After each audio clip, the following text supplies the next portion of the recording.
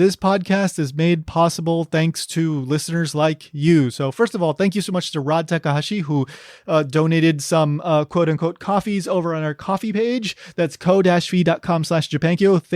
Thank you, Rod. And if you want to just do a one-time donation, you can go there. Or if you want to sign up for a monthly subscription, you can go over to japankyo.com/Patreon and sign up for as little as $1 a month. Thank you to everybody, and let's get into the show.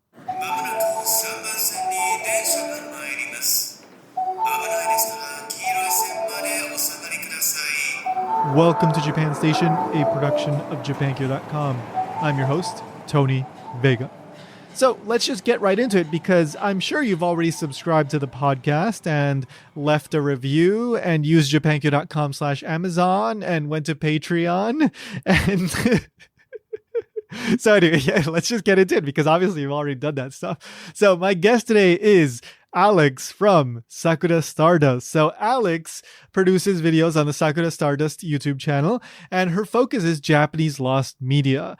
She especially focuses on some video game stuff and anime and some idol stuff, some music stuff, some general creepy Japanese internet stuff. It's all really fun content. I've really enjoyed watching her videos, and so I thought I'd reach out to her so we can have a chat about Japanese lost media, plus a little bit of her research process and learning Japanese and things like that. So today you're going to get to hear that.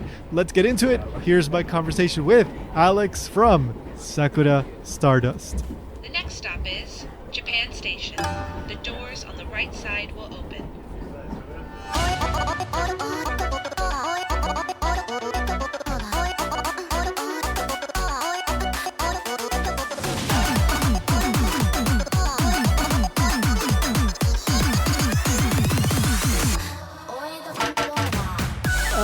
Let's start with then. How did you get interested in Japan stuff in general?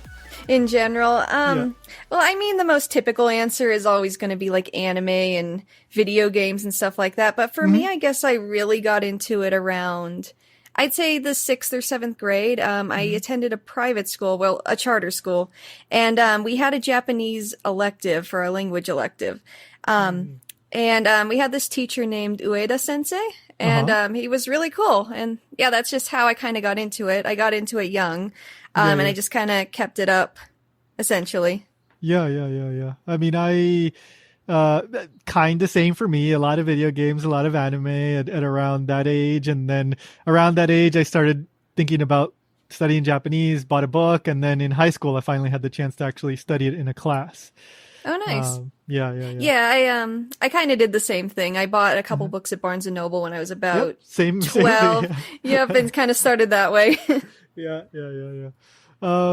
Okay, so then you started learning the language a bit, and did you enjoy it? How did you find it? What did you think? I enjoyed it a lot, though I would honestly say it was a little overwhelming at first. I recall younger me not really understanding what katakana was used for, as opposed to hiragana and kanji. That kind of slipped me up a little bit, but I got it. I got the hold of it, and I figured it out eventually. It was primarily just a little overwhelming at first. Sure. I mean, yeah, if your first language for anybody, learning like that, for me, I'm sure I had a ton of misconceptions about what the heck I was learning. But I mean, that's just natural. Okay, so then I know you. Well, I was looking through your videos on YouTube. I think your first video was back in like 2015. About that, yeah. It was a while ago. So what was your? It seems like you began with the idea of doing kind of video gamey reaction kind of stuff, right? Basically, yeah. A lot of the creators I followed at the time did reaction videos and just kind of talked about Nintendo related announcements or just general gaming stuff. And I just kind of wanted to be involved in that community in some way. So that's why I originally started the channel. Though as I went on, I guess I kind of figured out that there's a lot of creators in that kind of gaming niche. Well, mainly I thought anime and gaming at first. Like I was going to review anime in addition to doing like gaming related videos. But yeah, I found that there were already a lot of creators doing that, and it was just such an oversaturated kind of niche within the platform, I guess, where it wasn't really getting a whole lot of attention. It was just mainly an outlet, I guess. Yeah, well, as you go through the history of your channel, like I see the evolution. Like you start experimenting with different things. You kind of go back to the video game stuff, but then a dog video, and then an anime video, and then slowly, we start to get to like lost media kind of stuff, kind of obscure media, and then now we get into like the more recent videos, which have been doing very well. They have, yes, thank you. Yeah. I think I mentioned in the email, but I came across your channel maybe a couple of months ago, maybe, I don't know, really? a few months ago. Yeah. It must have been one of your first big videos. Maybe it popped up in my YouTube or something, but, it must have been, yeah. Yeah. Like I guess, I don't know, maybe I started noticing these lost media videos in the past couple years really start to do well. I've noticed that too. There's a lot of new lost media creators that have kind of,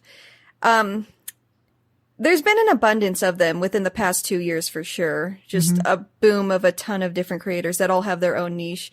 It's really interesting. There's a lot of good people in that community. Yeah. I think I probably first started getting exposed to lost media kind of stuff through this very popular guy, Whang. Right? Yeah, Whang. I watch his him. videos. Yeah, he's a fun guy. And he does occasionally some Japanese-ish kind of stuff, some anime, some video game kind of stuff too. And then from there, I'm sure like I started getting recommendations for all kinds of other channels, like Lost Media Anime, Lost Media, like, shows from like the 2000s, Lost Media, this and that. Yep. There's all kinds. There's definitely a lot of it. Yeah. Yeah. So how did you end up progressing to that? Like, was that something you were already interested in, or did you come across those videos and think like, oh, I can do something different here? I would say, I felt like my original niche wasn't really working out, and I wanted to really grow as a creator more. And I did already follow a lot of different lost media creators on YouTube, and I like checked out the wiki every now and then. And there's this one piece, I believe it's called In the Distance. It's a lost single, a lost Showa idol single. I found that interesting. I found it on the Lost Media Wiki, which has an abundance of information regarding like lost stuff like that. And I realized nobody's really made any videos on lost Japanese media specifically. Like, sure, people have done lost gaming and lost anime, but nothing on like actual Japanese media. And as I looked into it more and did like searches like in Japanese and such, I found that there's actually a lot of lost Japanese stuff that has not been covered. So, I just kind of went with it. I just started researching it, and I believe my first video had about 17 pieces in it. I went a little crazy, but I had a lot of fun doing it. And that's really, the rest is history, I guess. Yeah. No, I've seen that a lot of your videos are pretty lengthy. Like I've watched most, if not all, of the lost media related stuff.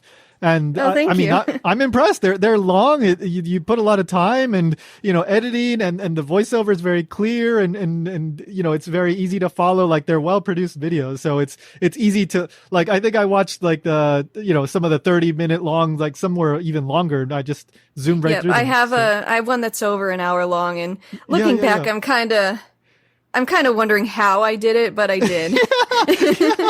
That's a lot of work, because I mean it's not just this, like us talking, like you're actually getting the images and putting them on screen and doing some fun editing. Yeah. It's all scripted, some jokes, like it's well produced stuff. So thank you very much. Okay, so very good point about that like a lot of the Japan related lost media stuff is stuff that has, for the most part, already made it to the US. Like it's been local, like Pokemon, like stuff that has been Pokemon, already exposed, Final right? Fantasy, stuff like that. Yeah, for sure. Yeah. And maybe like, I mean, there's a couple people in the space that are doing like some more like obscure stuff that hasn't made it to the US. The first person that comes to mind is Kenny Lauderdale. I've watched probably all of his videos. He does. He's a cool dude. Yep. No, his content's definitely very, very niche. And I admire it. Yeah. No, I don't know how he does it, but he finds some super obscure stuff. So it's always interesting to see what he digs up. Yeah. So my point was that I think you found a really interesting niche and exactly the kind of thing that appeals to me, because I do a lot of research in Japanese to find stuff that people haven't talked about in English. And so when I find somebody else doing that kind of thing, it's always fun because it's stuff that I've never seen a lot of times, that stuff that I don't know. Yeah. So, yeah. Yeah, that's basically, nobody was making niche content like that at the time. Well, there was Kenny Lauderdale, of course. Sure. But nothing towards like Japanese music or dramas or stuff like that, really. So, I just decided to kind of make my own stuff and kind of talk about the stuff that interests me on my own, I guess. Mm-hmm. And well, something that I've noticed is that you seem to have an interest in, by today's standards, I guess you could call it like kind of retro Japanese kind of stuff, like Showa era, 1980s. Yeah, definitely Showa stuff. Idol stuff. And so because you're not of that age range at all. Like even me, like that's a little bit before my time, and I'm older than you. So, yep.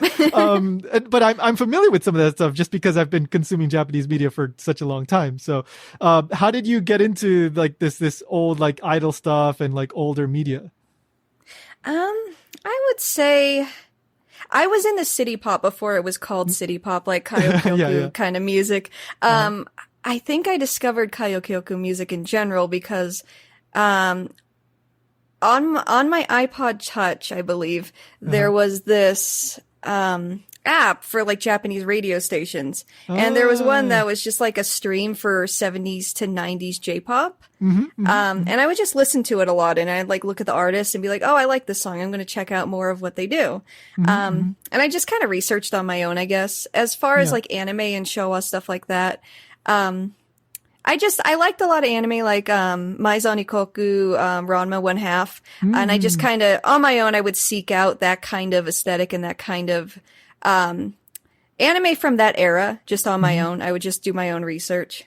Okay, yeah, no, I mean that's like I said, like even Ranma was a little bit before my time, but you know, stuff from around mine that. Too. Yeah, well, especially for you. But the like I guess once you get into something that you like, you know, you start to kind of dig around a bit more, and then you find all the stuff from that era, which was kind of influenced by the same stuff, so it has a lot of similarities, and I guess, you know, you find a bunch of stuff that you like within that genre or time period, I guess. Yeah, definitely. Yeah.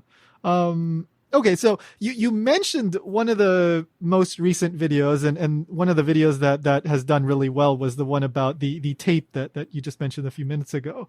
The Akihabara Tape? Yes, that one. Yeah. That one. Could you tell us a bit about that? Like, what is this tape? What do we know? Like, what is the mystery behind this tape? So essentially, the person who owns the tape was in Akihabara in the early 90s, and he was going through a thrift store, and just looking at cassette tapes that had been recorded onto and buying them, at this thrift store. So he found this one tape, and it had a song that he couldn't identify, and he held on to it, and then years later he posted it onto, Futaba channel, or Nichan or 2chan, and, nobody could identify it. And from there, instead of identifying the song, because there isn't really a lost media community in Japan, from what I've noticed, it's more... Yes, yeah. Like, I think people kind of post on some, like, you know, message board kind of stuff, but there's no, like, YouTubers that I've ever seen, or people that are doing, like, these in-depth dives, as far as I know. Maybe there's, like, one super obscure person, but I don't know any major person. Yeah, that's my impression of the community as well. I've noticed there's a lot of like occult and urban legends and like internet mystery kind of stuff, but there isn't really anything surrounding like trying to find and locate things that are lost or unidentified, which I found also really interesting. As essentially around the year 2000, I believe, this person who owned the cassette tape, they went ahead and put it on, 2chan, and nobody could identify it, but instead of searching for it, they instead just kind of thought it was creepy and ominous, and kind of evolved into this urban legend, and that the song's cursed and all that. From there, I believe 7 years later, they put it on Nico Nico. And the same thing happened. It was categorized as something people shouldn't search. It was categorized as like a danger zone in Nico Nico. There was no actual like efforts into like, you know, figuring out who sang it or who like made the song. But there has been some search efforts, not a whole lot. this one girl, this one actress, they thought sang it. I'm not really sure why they thought that. Someone just suggested it because their single happened to be lost at the time as well. People also thought Audi Project, the rock band, possibly sang it, or it was an early demo of theirs because they came about around the same time, like late 80s. And a lot of people assume that it may be around that time period. So basically it's like, if anyone's ever heard of the most mysterious song on the internet, it's like that, but the Japanese equivalent. It's been online for over 20 years now. It's a very long-standing mystery, though, again, there hasn't been really any search efforts in Japan. It's mainly just been, it's creepy, it's an urban legend, and it's possibly cursed. Yeah. Yeah, I don't know. Like, there's just something a bit different about kind of the YouTube vibe in Japan. Like, just kind of the general approach to YouTube is a bit different. Like I don't see, for example, these 1.5 hour in-depth essay analysis of like Cowboy Bebop or something like that. No, right? not at all. Yeah. It's so peculiar. I don't know what it is. Maybe it's like, part of it might also be like really strict copyright kind of stuff. They don't want to definitely. Show a still image of Cowboy Bebop because, they're going to get taken down. Maybe that's part of it. I don't know.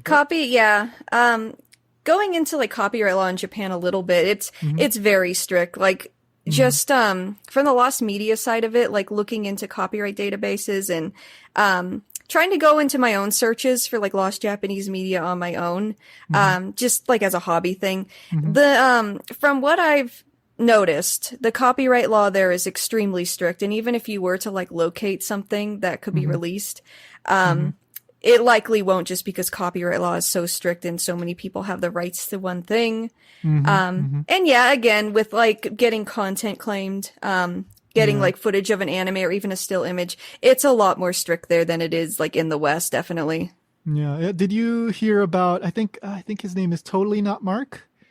The Dragon Ball Z YouTuber? Yeah. He got like a massive, like, claims, like a bunch, like almost his entire channel by like Toei. And I think it was completely taken down, if I remember correctly. Yeah. So now I do see him still putting stuff out, but now it's like Marvel stuff. Now it's like he's not doing like any Toei stuff, as far as I've noticed. So it was really bad for him, and I felt really, really sorry. Like, it's really unfortunate. And because Toei produces so many anime, like Sailor Moon's another big one, it's really tricky to like create content involving those properties when, Toei is very, very strict about what you can use and what you can't use, which is pretty much everything. You pretty much like can, even if you, I've heard about some content creators like just merely talking about something and they'll get a claim even though there's nothing in it. Wow. Like anime reviewers. Yep. Sure. Yeah. Oh God. Yeah. That's stressful. That is, it is. That's your livelihood, I mean, if you're doing it as a hobby or whatever, I guess, okay, it's not as bad, but for somebody like him, like Totally Not Mark, like that was his business, that's his job. Yep. So, like, and he's not like, he's not a Japanese person in Japan doing it. I think he's American or not in Japan at the very least, doing what is okay in this country or outside of Japan. And so it's a really murky, sort of dangerous area that unfortunately needs a lot more clarification, and YouTube probably doesn't even want to like weigh in on it. So that is a whole other rabbit hole you could go into, definitely. You have you ever had to deal with anything like that, or not yet? I have gotten claims before. Using anime footage, though in those cases they haven't been too extreme, and I was able to just like cut them out or like put something else over them and re-upload. So it hasn't been too bad. I just have to be really, really careful. I have to, if I ever use any anime footage in any caliber, I got to make sure it's, cut up and used appropriately under fair use. Like I'm not using too big of a clip. It's, there's a lot that goes into it. I just got to make sure I'm using it appropriately and using it to either critique or discuss it, and not just to, show a clip, if that makes sense. Yeah. I mean, there's a lot of shortcuts or zooming in or, just different ways that you can do so that, well, one, I guess whatever Robo Algorithms they're using doesn't notice it, but two, so that you have a better case if something does happen, right? Yeah, and it's under fair use if you're using voiceover over it and using it appropriately. It's just unfortunately the automated system does not see it that way, or a lot of times it can be really devastating to creators who are doing everything right. Yeah. Like, as far as I understand, it seems that, for example, in the case of Totally Not Market, it may have just been like some toy employee that just went one by one and just and they don't really even like watch it that carefully. They may not even know English. They just see Dragon Ball. Okay. Claim, you know, so. Yep. And that's it. That you can't, I mean, they might not even listen to you like after that. So. Yep. Yeah, it's definitely devastating and definitely a tricky situation to navigate. Yeah. Okay. So, any other, like, particularly like favorite these lost media cases, anything that sticks out in your mind from the videos that you've produced that you can share with us? There's a few. One of them I just find fascinating from a cultural standpoint. Even though I personally don't believe it exists, is Saki Sanobashi. If you watch Whang, then yeah. Whang, yeah. Please explain. I will tell you what I think about this, but yeah. So basically, like, I actually went into like looking at Japanese sites revolving around it and just kind of seeing the Japanese perspective if one actually exists. And there's just a whole thing about it. Like Saki Sanobashi, like Sanobashi can mean Sano Bridge, which makes no sense because it can be assumed that Saki Sanobashi is like a name. But if it is a name, then it could have been just made up by somebody who doesn't understand Japanese, in my opinion, at least. It's just so interesting because I found a few blog posts of like Japanese people who got requests to talk about if they think Saki Sanobashi is real. Like people who cover like horror, anime, and manga. And they were basically pretty confused because they had never heard of it before and everyone coming to them was non-Japanese and didn't really have any proficiency in Japanese. Could you give just a short explanation what it supposedly is? Yeah.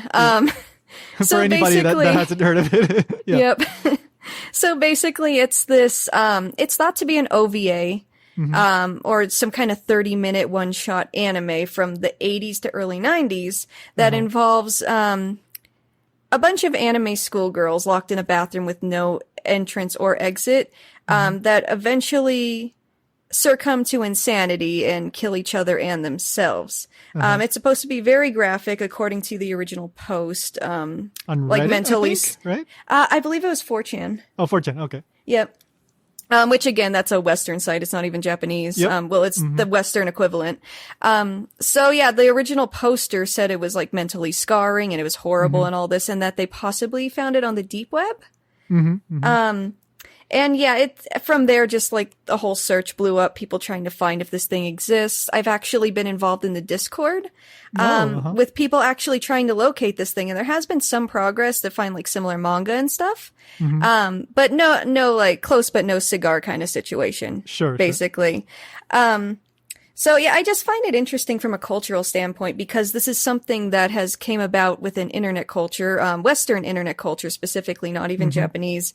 And I just find it fascinating how the internet can, spread this information and spread possible accounts of this anime and how there were a lot of people that like made up accounts of seeing it too. And just the whole phenomena of, spreading this, I just find fascinating in itself. Not really because of the piece of media itself, which I don't believe exists to my knowledge. Just my opinion. Just how the internet works, mainly, I guess. Yeah. Well, whenever one of these lost media cases blows up, you start to get a ton of fake accounts. I don't know if a ton, but you start to get other people saying, yeah, I saw it. And then like maybe cut to 6 months later and that person admits, no, I made that up. Like there's so many examples of this, right? So I agree with you. I don't think this exists. And if something is ever found, I think it'll be a total coincidence. Something close, but not exactly the thing. Right. Like, I mean, it's such a general thing that you could imagine somebody like some college student having made it in his free time or something, right? Yeah, that was actually a hypothesis of mine. Was maybe it was a fan made like a bunch of college students got together and made like a fan possible. anime of like possible. some niche like horror manga or something like that. But again, that's like, how would that get online? How would that spread so easily? It's just, there's a whole lot of questions and, like, no answers. Yeah, yeah. Like when I first learned about this through Wang, because he covered it, and then I think he kind of blew it up like after that, right? Oh, definitely, yeah. So when I heard the name, first of all, Saki Sanobashi, like my Japanese is pretty decent, and I couldn't figure out what the heck that would mean. That's exactly what I thought as well. Like, it sounds like a name because Saki's a very common first name. Yeah. But Sanobashi, like, if it's referenced, is that a bridge? Yeah. Saki, like, I mean, you could, but I don't know, it just didn't ring like something natural to me. And then I mean, I have plenty of other things to do. I couldn't spend too much time searching for them, but I just did a quick search online because I figured most of the people watching Wang's video can't speak Japanese, can't write Japanese, can't read Japanese. So I'll type this into Google and see what pops up. I couldn't find anything like in Japanese. Yep. So that's exactly what all I found was very niche blogs about people addressing a bunch of requests they got to talk about it. Which is another, yeah. Another really interesting thing I found also was, I found like maybe 2 blog posts that talked about it in depth. But what they were saying is essentially it doesn't really sound like Japanese horror as well. It sounds more gory and more in the style of like American horror, whereas Japanese horror is more not really supernatural, but just more mentally scarring.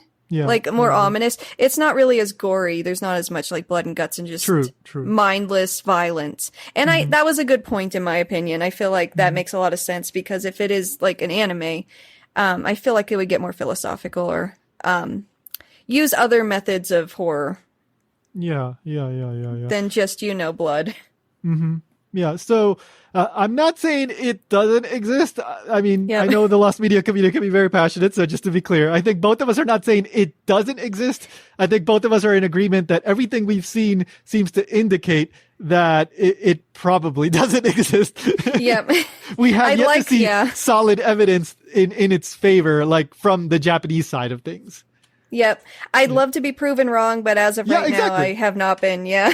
Yeah. If you find it, awesome. Hey, we found some super obscure thing. But until that, until I see some sort of evidence from the Japanese side where this supposedly came from, I am more inclined to say like this is probably something somebody misremembered or made up, on purpose. Like I don't know what it is. That's my exact opinion. Yep.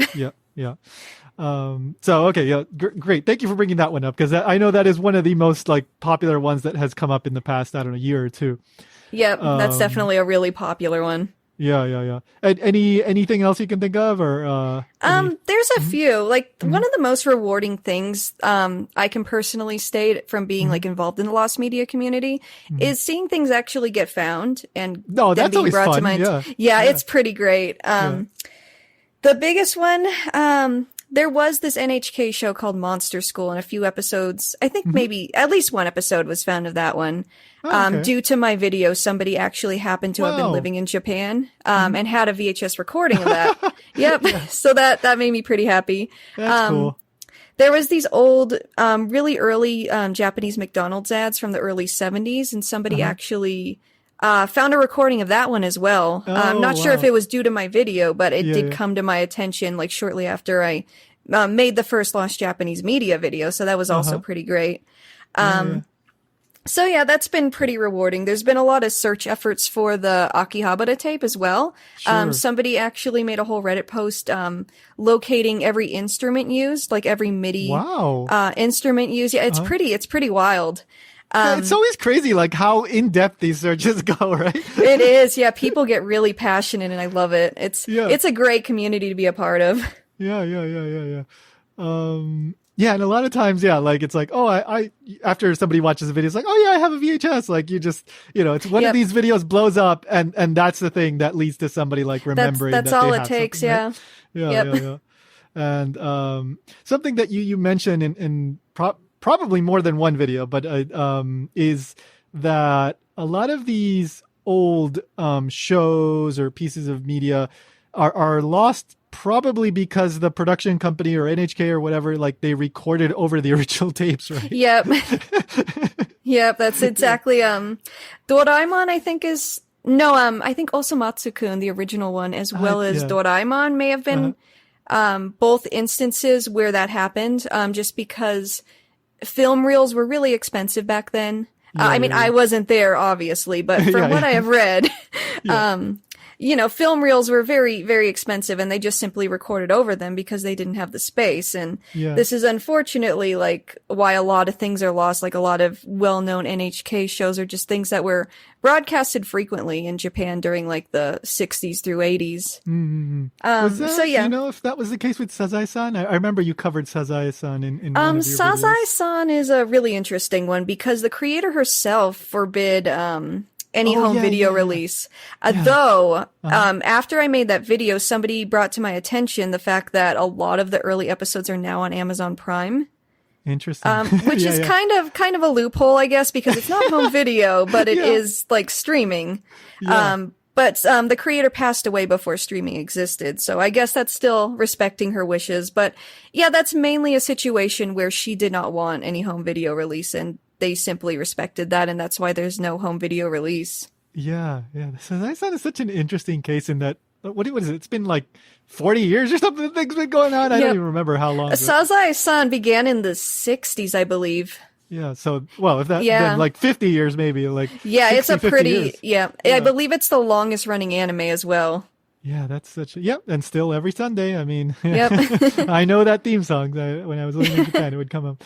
All right. So, how do you, like, in terms of the Japanese language side of things, when you're trying to look into some of this, like, what's your process? Like, for example, I know you, in one of your videos, I remember you specifically thanking your Japanese teacher. So, like, how do you go about that? So with a lot of Japanese, I can do pretty okay with, but with kanji, that's something I still to this day struggle with a lot. Last term I did have, Japanese is my minor in university. And, last semester I had a really awesome Japanese instructor. Her name was Tompkins Sensei. And she would help me like translate web articles like I would find. She translated this whole blog post about the Akihabara Tape so I could, it had a lot of really technical terms like mono and stereo, and just like it went really in depth about like the recording itself, which I had trouble understanding. And she was cool enough to give me a full translation of the whole article just so I could make sure I was like correct on all my information, and that helped me a lot, definitely, because that's one of those cases where there was no English language information at all available. The only information was like on Nico Nico, the Nico Nicopedia, and then 2chan. So basically just like all Japanese sites, a lot of nothing really substantial. So she definitely helped me out a lot with that.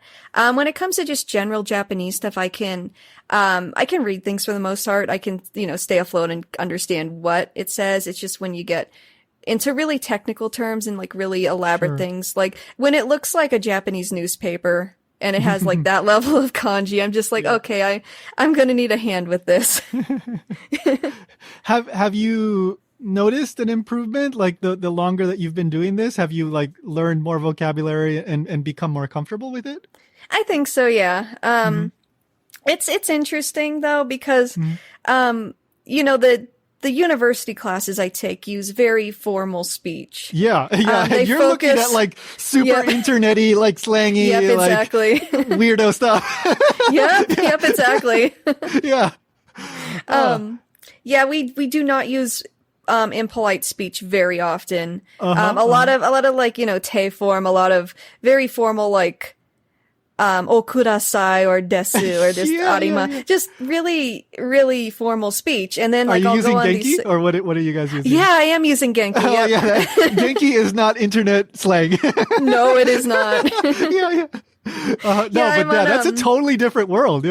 Yeah, definitely. It's, it helps me sometimes, but, with a lot of like how people speak in Japanese on Twitter is nothing like how people speak in like the Genki conversations at all.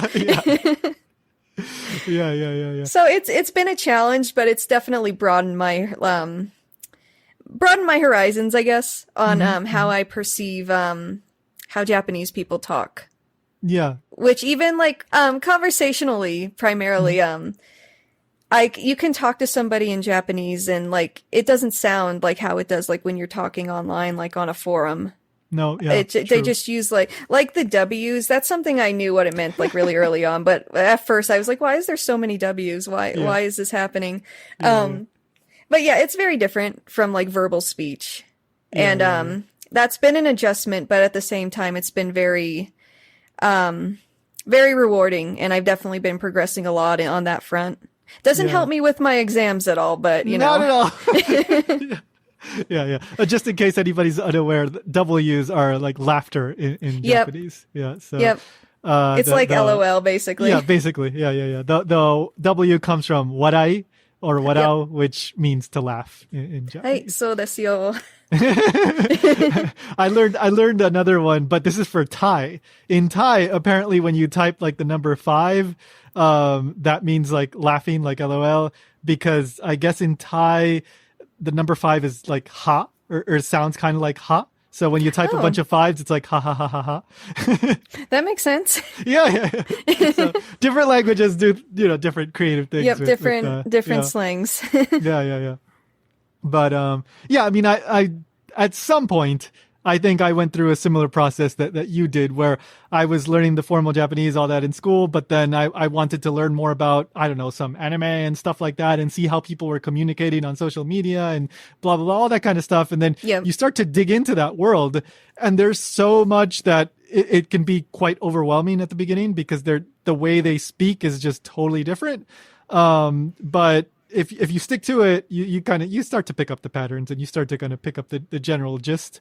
But yeah, there's a lot of really interesting but obscure and hard to understand stuff as well. So definitely. It's tricky, but it's fun. It's fun. It is a lot of fun. Yeah. Yeah. And you also I think you also get to see a different side of Japanese people in Japan, in that, much like in the English internet, a lot of times people on Japanese internet can be less reserved. Yeah, definitely. Sometimes wacky, sometimes mean, sometimes, just saying horrible things. Yep, I'm a YouTuber. I definitely know how that is. Yeah. But, Japan is just another country with normal people, and there's mean people and weird people, and there's, all kinds of people, and the internet is a way for them to express themselves. So that's another fun way to kind of dig into Japanese society as well, at least I think. Definitely, yeah. Japanese is such a cool, when you're out in public just engaging with people, there's such an air of politeness, and like there's such a reserved air about like Japanese people when you're just engaging in a public space. And then when you juxtapose that with the online culture, it's very different. Yeah. I mean, like the Japanese people are walking out in the street, very polite generally, but once you scratch beyond that surface, they're shit posting online too. It's like, yep, they are. They certainly are. Yeah, they're just people. Have you? I think you have had a chance to visit Japan, right? I have. Yeah, my last visit was a week before the shutdowns in lucky early you. 2020. Yep, I got out just in time. Yeah. That was very interesting. I went to Tokyo. Nobody was there, no tourists at all. True. Yeah, that was, there were rumblings already going on. Yeah. Yep. The most fascinating thing I think was, walking in, Asakusa. And nobody was in that main strip, like leading up to the shrine. I forgot what the shrine's called. Sensoji. Hi. I always get the syllables mixed up. Sorry. Yep, same. Sensoji. Yeah. Nobody was there. I have photos of me. Nobody. It's just like a ghost town. That is one of the most popular temples in Tokyo. It's always packed. There's a whole shopping street leading up to the temple. It's always crammed with people. Yeah. Yep. It was still a good time nonetheless, though. I had a great time. It was just a little stressful amidst the pandemic, of course. Yeah. I think that was the cruise ship was probably like docked there, right? That was happening while I was there. Yes, that was on the news, like on NHK. Jeez. Yeah. Yep. Huh. Same exact timing. So that was, I guess, during your winter break. Yeah, we already started. I was taking a few classes online at that point, so I just kind of made my own break. Just to go, because I know I figured spring break would have been pretty busy. That was before like COVID happened. So I just planned for around like so it was really totally early not March. busy for bad reasons. Yep, exactly. Yeah. Huh. So, have you been to Japan just like personal travel, or have you had a chance to study abroad? What are you thinking about that? I haven't studied abroad. I've thought about it. I've just visited on my own accord. Okay. Yeah, just to kind of experience things and kind of do my own thing mainly. No, that's awesome. That's awesome. Yeah, just Thank getting to go there and spend some time there and seeing the people, seeing the places is one of the best things you can do, especially, if you're interested in still learning more about the language and the culture. And Yeah, definitely. It's very easy to build an image of what you think Japan is when you never go there. And consume just media, yeah. Yeah, and you have kind of a skewed image, and not all of that is inaccurate, but you may end up with some inaccurate views. So getting to go there and see, what it's actually like there, that is, absolutely wonderful. And you're probably ahead of, most other people that are producing this kind of content. So yeah, it's awesome. Definitely, thank you. Yeah. So what are your plans moving forward then? Are you like still looking into some other cases and you plan to kind of do every once in a while? Like, what are you thinking? So I feel like Lost Media is always going to be a part of my channel. I am very involved with the Lost Media Wiki. And I do, there are a few cases of Lost Media that I do want to get into. There's a video I'm working on right now with like Lost Pokemon Media. So like a follow-up to a previous video I did on that topic. So definitely still going to do Lost Media videos. But in addition to that, I feel like I'm going to follow, the Japanese internet mystery kind of niche. Yeah. I think there's a lot of stuff there to mine. Yeah, definitely. So forbidden search terms is one thing I've been doing, looking into a lot lately. That's an upcoming video actually. Another thing is another thing similar to the Meiko Nakahara video, if you've seen that one, the latest one. That's the last one that's out, right? Yep. Yeah. I did see it. There's something similar to that. Where it's a rapper from the 90s in Japan, who was pretty underground. And there's like this ongoing search online to try and locate him or kind of figure out who he is in general. It's kind of like a hybrid between the Akihabara Tape and the whole Meiko Nakahara mystery. So that's something I'm going to be looking into soon. It's there's a lot of information online about that one, just not in English. So I'm really looking forward to diving into it and kind of dissecting it and presenting a video. That is cool. Yeah. Like I love these little mysteries and like you do the research that I don't have to because I'm busy with other stuff. So yeah, you got other stuff going on. Yeah, no, because I do deep dives into obscure stuff too. And so I can't cover everything. So it's always nice to see somebody else doing obscure research too. Yep, definitely. Awesome. So Sakura Stardust is the name of the channel. I already said it in the intro, of course, but people should give it a watch. Fun, obscure, internet, Japanesey mysteries and anime and pop culture and idols and all that stuff. So lots of stuff like that. Yeah, awesome. All right. Well, thank you so much. It was a pleasure getting to talk to you and learn about how you do what you do. Oh, thank you. Yeah, it's been a lot of fun. Thank you for having me. Again, the name of Alex's YouTube channel is Sakura Stardust. She is always putting out new videos about interesting content. So go check that out and dig into all those mysteries and lost media cases.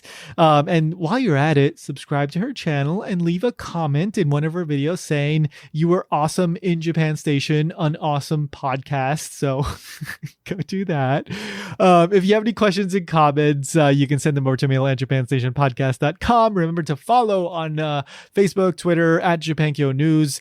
Don't forget to subscribe to the podcast. That is an immense help. Leave a rating and a review. And of course, thank you to Unomi for providing the opening and closing song. Thank you. And that does it for this episode. The next one should be out on April 15th and it's already recorded. So that's definitely coming down the pipeline. If you haven't listened to the latest episode of Ichimon Japan, go do that. That one is all about in this corner of the world, the movie Kono Sekai no Katasumi ni. It's a really wonderful movie. If you haven't watched it, you should watch it first and then go listen to the podcast episode, because I think we cover some interesting information there that maybe you don't quite pick up if you only watch the movie. That's episode 58 of Ichimon Japan. So thank you so much for listening, and remember, go find your miniature pony.